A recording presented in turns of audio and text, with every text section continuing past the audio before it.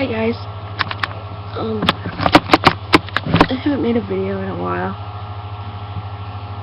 I guess I can say this is kind of like a vlog.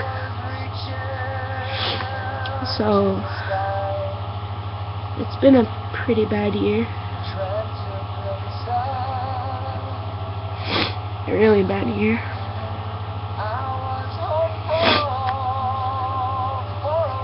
August 6th last year, I lost my cousin Carney to suicide.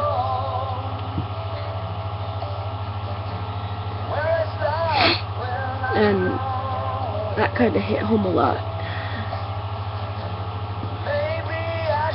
I moved out for the first time in July and moved to a different province. And you know, I just had this big feeling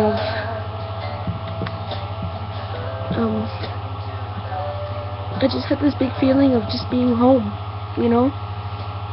And I just thought I was just being homesick because it was my first time being away, and it was the first time without my mom and dad,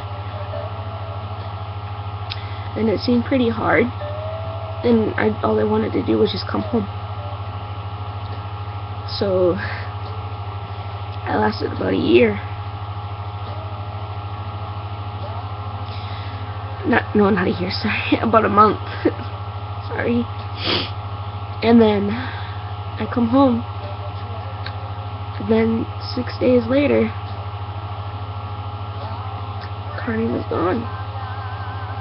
You know, I remember that day very vividly, like it was not too long ago, being at home, and then all I heard was my mom and dad I heard my mom come flying in the house, and she was looking for me, and she said, and I asked what was wrong, because she had almost like tears in her eyes, and then she said that Carney tried to commit suicide and he's at the hospital. And I felt my heart sink, because of all people, like, he seemed the happiest, and you know, the happiest people can hide like the deepest sadness, and nobody really clicked in. And then about an hour later, she told me that he was gone. And that was really hard. And that was really hard for my dad.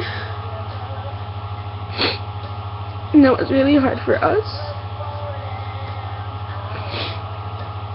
But now we wear these bracelets with his name on it.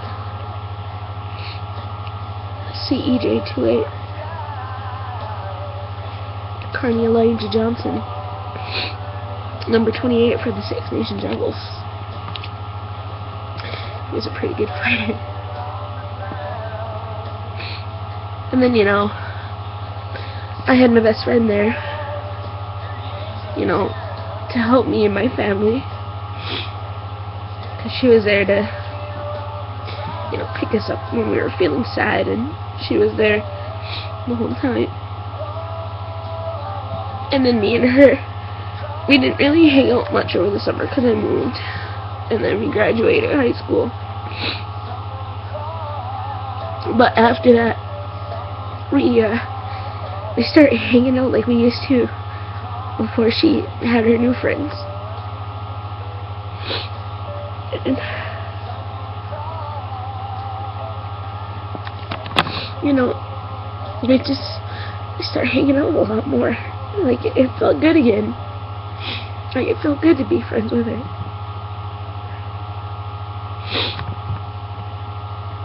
And, you know, it was all good. Everything seemed fine.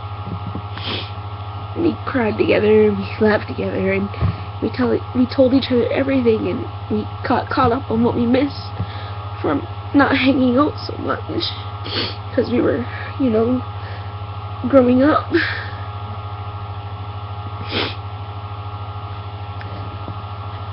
And then, I was feeling really crappy the night before. It was December 2nd. I was feeling so bad because I got in this big fight with my boyfriend or whatever, and I don't know, I just had this feeling like not wanting to be here, like the sadness just took over me, and I had to talk to her. And so she messaged me on Twitter and she asked me what was wrong, and I told her that everything just wasn't going right. I fuck up everything. All I do is ever disappoint people. And then she said, girl, I know you feel the same way. Believe it or not, I do. I just hide it all. I shouldn't because ending my life was on my mind before. I go to work and feel happy, and there's still someone that says something and sets me off, and I want to break down.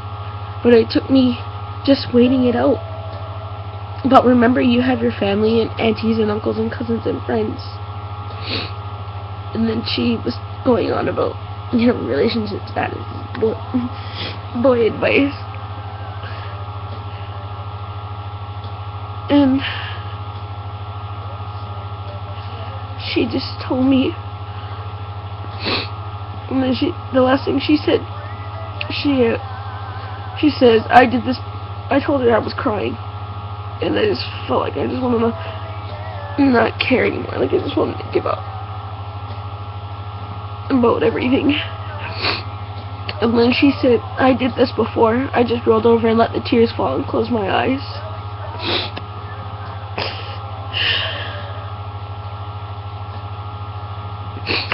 And then the very last thing she said to me was that I care, Kylie. I always will.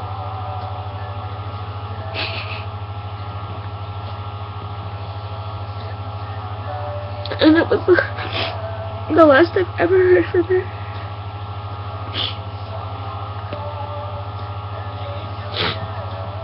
Because the following day, on December 3rd, 2012,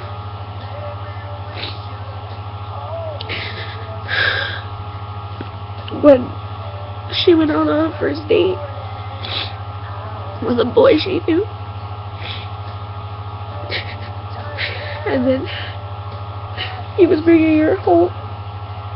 They were almost home. They were just at the intersection. One more road and around the corner, they would have been back to her house.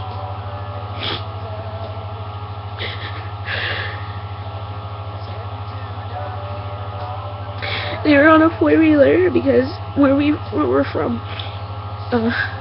everybody rides a four-wheeler and rides on the dirt road and rides on the side, and everybody just drives around.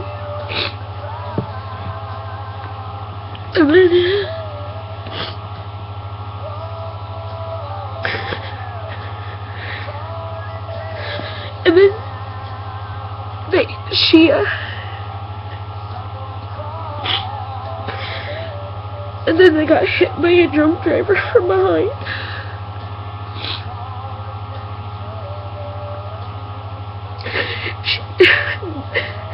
Gwen died first because the truck came up behind them at like 140 kilometers an hour. Hit the four-wheeler from behind, and Gwen was on the back. And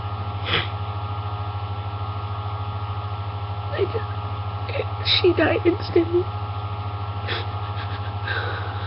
It's been really hard because she was my best friend. We've been friends since kindergarten.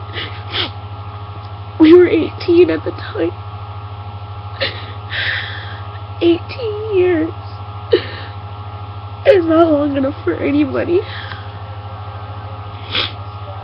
It was the saddest, probably the worst day of my life.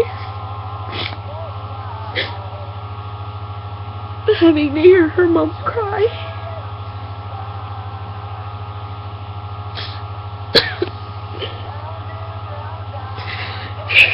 My mom trying to hold me up from crying so much. My mom and my sisters and my dad trying to be there for me.